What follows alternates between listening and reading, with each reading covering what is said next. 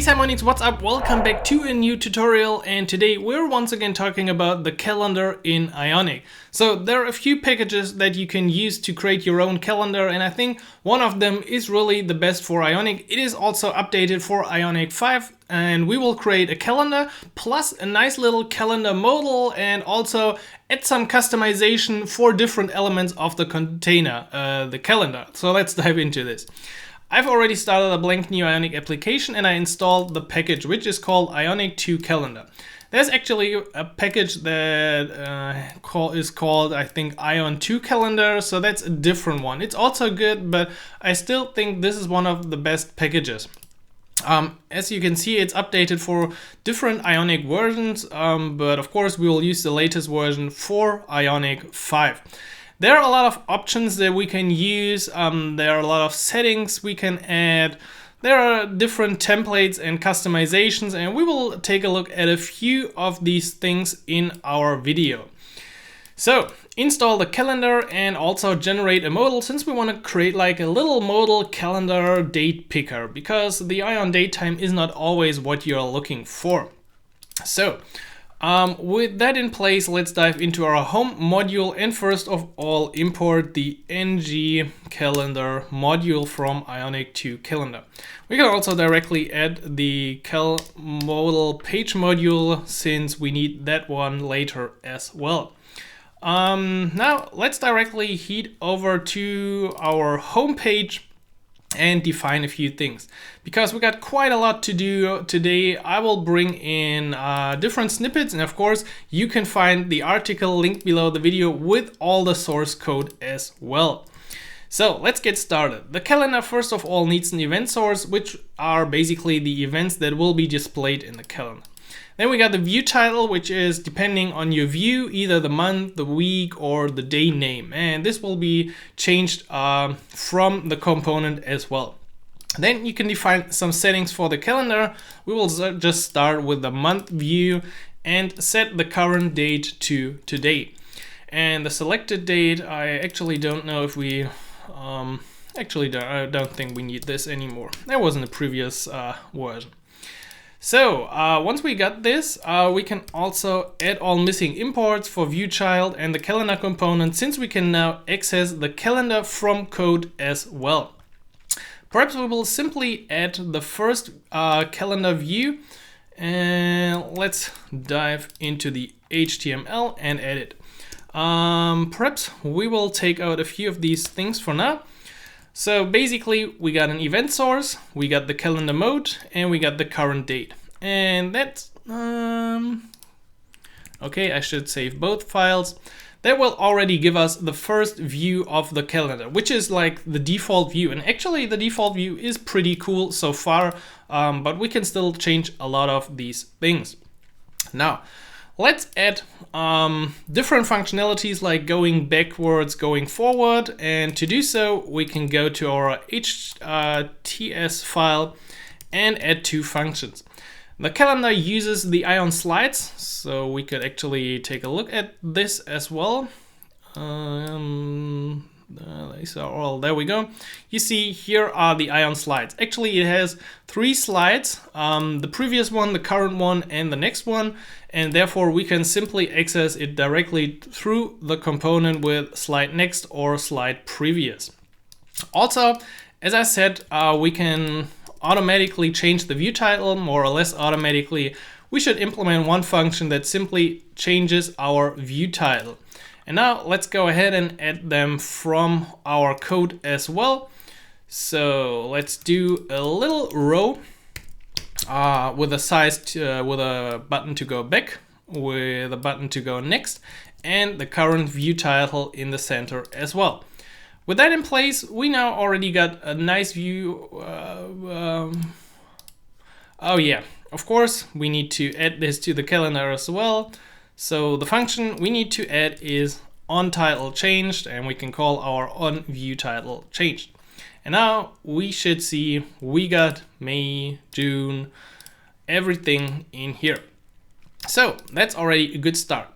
Now what you can do as well, well, you can do a lot of things, but we will take a look at few. So first of all, let's say you want to localize this. To do so, you can import from Angular the language package that you need, and you need to call register local data. I'll just pick the German package, whatever, go with a Spanish package or the French package or anything you might need. And once you get this, you also need to say or add a new array of providers, and in here provide the local ID, which you can import from Angular core as well, to our module file. And now I have set this to German, and there we go, we got the German titles in the view. I think you could also change this dynamically, but we will just do this as a little example on how you can localize it. So now we can close this one. Let's also take a look at how we can change the view, because currently we are setting the mode of the calendar to month, but we can change this also to week or day. And let's do this with a little segment, just simple segment buttons which are connected to the mode of the calendar. And then you see we can nicely switch between the different views. Also the view title changes, so here's the week, here's a day, and still of course our controls work. They just work on the specific mode. So this will make a month forward, or this will go a week forward. Now let's also add a few events, I would say. So let's add another row with 2 buttons. Really nothing special in this layout. It's just a lot of code. As I said, you can find it in the tutorial, but the functions are really the interesting stuff. And to create this random events and remove events, I took a bit of code, quite a few lines, from the package. I think you can find it somewhere in, here's the create random events function in the GitHub repository in the demo folder as well. So just took it from there. I haven't changed anything so far. The important part is simply to setting your event source to events. You might get your events from an API or wherever you might have stored them. Really, the important part is to set them to the event source, or if you want to clear the view, you set the event source back to an empty array. And this is the object that needs to be pushed, so it can have a title. It could also have a description as far as I know, start time and end time, and all day. These are the attributes that you can add. Perhaps you can actually also add more. I'm interested in this right now. All day, end time, start time, title. I thought there was something like a description. Well, looks like there's no more description. Well, then we don't have a description. But anyway, now we got our create random events function. So let's try this one out and add a random event, and we see the calendar is filled with a lot of events. In the month view, we got by default this little view at the bottom. In the week view, we just see them right in our calendar, and in the day view, there's an event. We see it with the hours on the side. Still, you can tweak all of these settings, like the names here, the little boxes, basically everything, the colors, everything could be changed. We will take a look at this in the end as well. But for now, let's see how we can manually also add events to our calendar. And to do so, let's add a new function to open a modal. So we go back to the home page. And now I'm pretty fast today, but it's really a lot of code. And I just want to explain the important parts of it. And otherwise, again, the tutorial is the reference, the written tutorial. So we're going to use our calendar modal page, and we can go back up and import the private modal controller. Hello, please add the import. Thanks. And you see, it's a standard modal, but I also wanted to add a little CSS class, because right now, if we also add a button to actually open the modal, it will like usually cover the whole screen. So let's add a button here. Yeah, we don't need numbers. Very cool. So just a little buttons array to our toolbar. And now it would open. Yeah, I think it opens like this because I already added the CSS in here. Exactly. Let's get rid of this for a second so we can see what it looks like usually. So standard modal covering full screen, but with a little CSS in the global SCSS, because remember the modal is living basically above our usual application, and therefore the modal is not part of the current page but only part of the general application, and therefore we have to define the custom class. Although we use it in our home page, we have to define it at the top level of our application. So with that CSS, we got a nice little effect. We have changed the height, gave it a little round border and a bit of padding on the sides as well.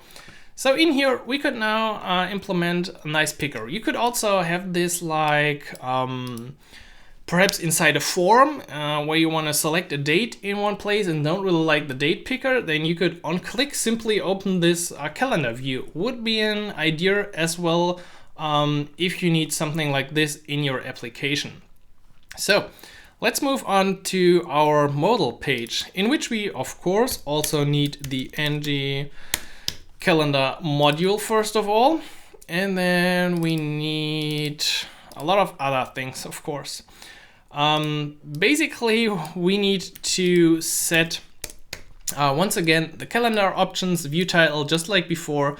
Now I will also create a little event that we can then later add to our event source in the main page. Again, we will take a look at this in a second again. But what is really challenging, or was challenging, is on a device the calendar wasn't displayed correctly in a modal. I will implement it for now without the problems I encountered, and then I will show you why I added this. So within the calendar modal page, we of course need a few input fields for event title or description, although I really need to check if the description is still working, but I'm completely sure it was working. Let's get also rid of this. Once again, setting the calendar mode, the current date, which is like today, on title changed so we can update it. And now we also use on time selected, since we want to click on a date and basically pick it. So it would be like a due date for a task or anything like this.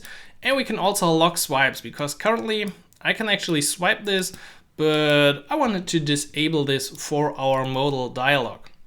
And also for the header area, well, we just need 2 more buttons to close or save our view. And also I haven't wrapped this in an Ion header, because on a device you would otherwise get a very huge header inside that modal, and that's definitely not what you want.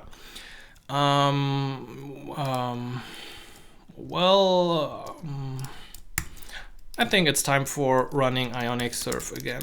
I think that's really... So the problem was with the modal that the calendar, I think uses the size at a point where the modal isn't really initialized yet. On the browser preview, it worked all the time pretty great, but once I connected it to my device, it didn't really work like that. The current date was not selected, and the only fix I found for this will be implemented in a second. What's wrong with you? Oh, I think I still need to close that tag. Sorry, perhaps we didn't even have to reload. Well, anyway. Let's get my iPhone preview once again.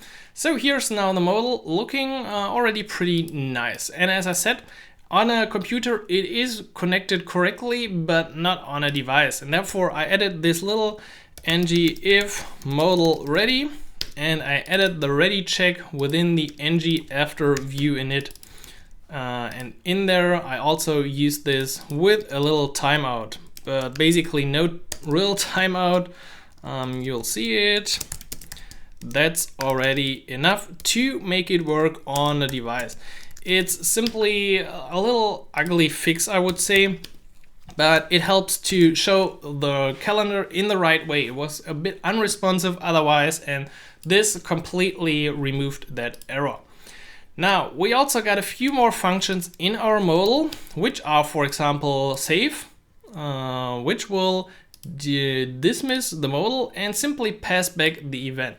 That's a nice way of passing data back from a modal to whoever called it. So let's add this. I don't know why you don't automatically import it. It's not that hard. Anyway, we got the same function like before, and on time selected is always called when we are clicking on any box within the modal. And for close, I will just dismiss it without any properties. So let's check.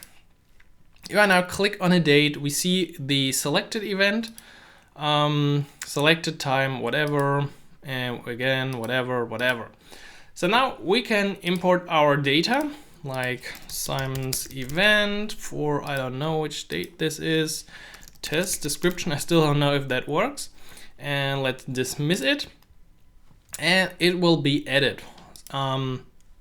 Simon's event, yeah, it looks really like the description is not used anymore.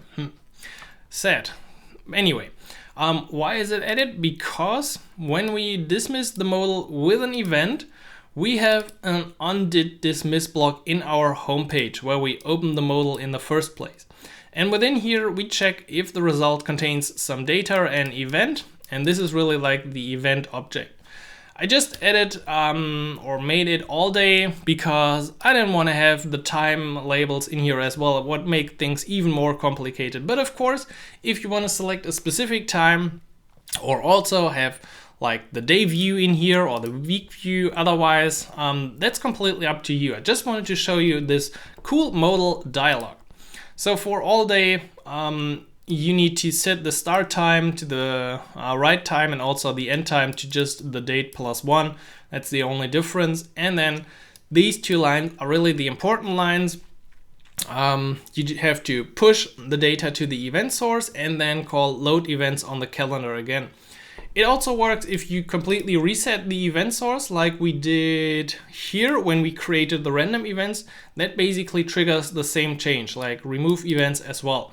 So either call push and then call reload or load events, or otherwise you would have to completely reset the event source to something else. Now, this is the general calendar and modal aspect. And now let's also tweak a few settings so you see how great this component is in terms of customization. On this page, for example, I wanted to get rid of this. And also, for some reason, the calendar is way too big. So I checked the CSS, and if you dive into it, which is always a good idea if you don't understand something, you should see that this is created from an Ion list with the class event detail container. I couldn't find how to disable this on a good way, so I created another way. And that is using some CSS to access our calendar component, which is encapsulated normally. But with this line, we're able to inject the CSS and target the event detail container. And now let's check again. I don't know if it was refreshed actually. Hello. Why are you not reloading? Or what is wrong with you now? Event detail container. Let's try my second rule as well. If anything is applied, because this would change the height of the view to not have this really huge white area. Looks like nothing of my CSS. Yeah. Because I'm in the home page, that's of course the modal. Thanks for letting me know. Yeah, always great. So here we go. We could also change the height of the modal, it looks like, because we now have just a small component. It uses only the height it needs, and also we don't have this area anymore since we've hidden it with display none. So this is the first step of how you could customize the calendar. Now there are more things that we can do. For example, on this view, we also want to change how the days look like if you have an event, or perhaps even show how many events are on a specific date. And for all of these things, you can inject custom templates. And to do so, let's go back to this one and change or add a new template.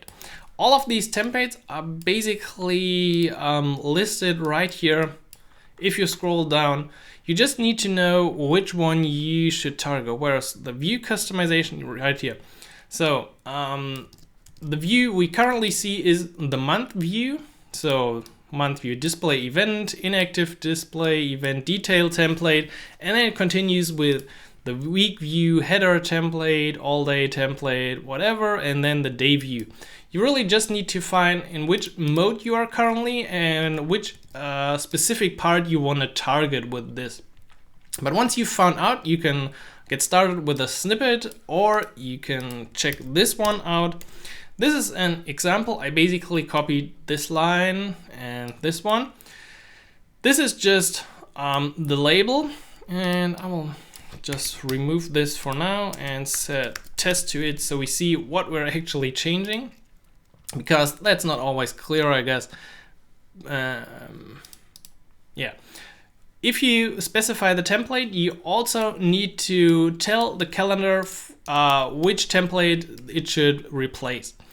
The template is, because we use hashtag template in here, it could also be whatever, anything else. It just needs to be connected like this, and then you can set it to the variables that you can also find in the GitHub repository.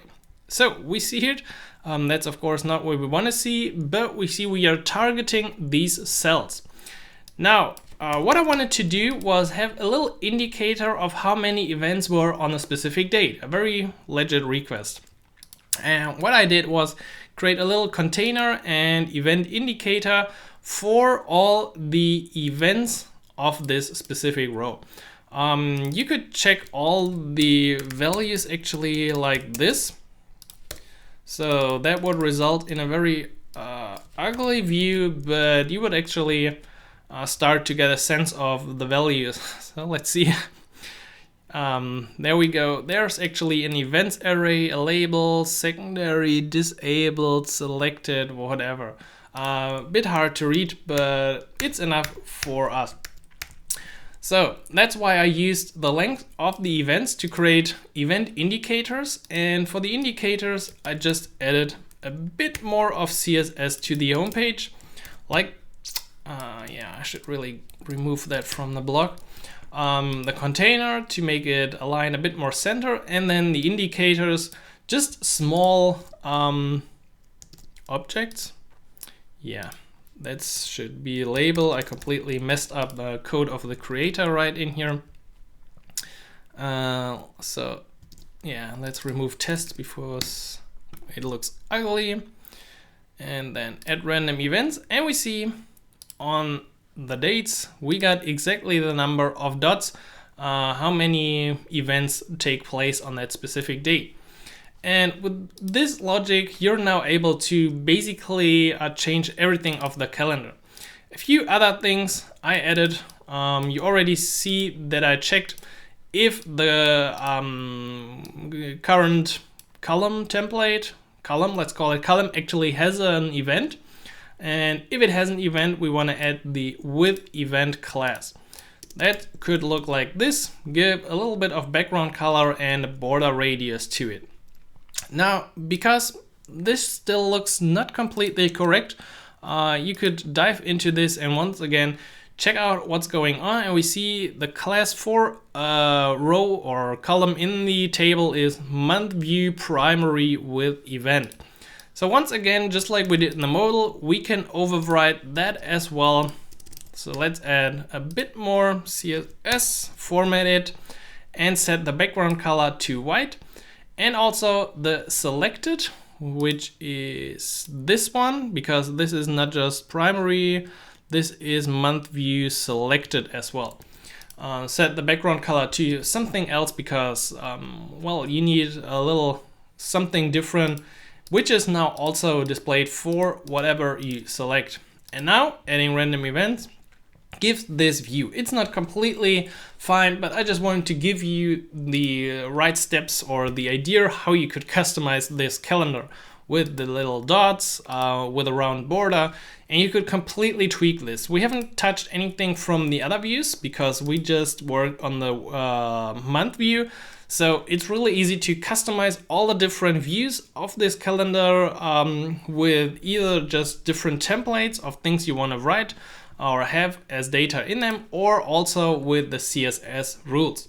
So I really hope you enjoyed this updated tutorial on the Ionic 5 calendar. I think this package is still one of the best. If you have any other recommendations of calendar components that I should check out, please leave them in the comments.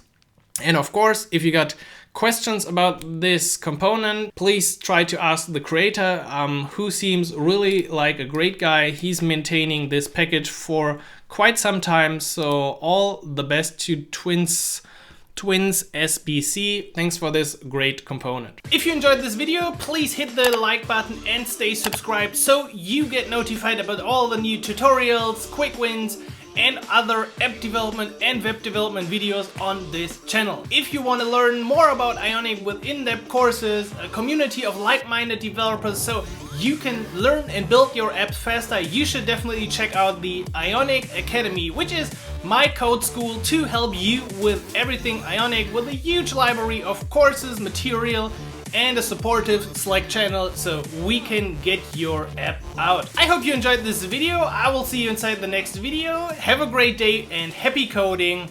Simon.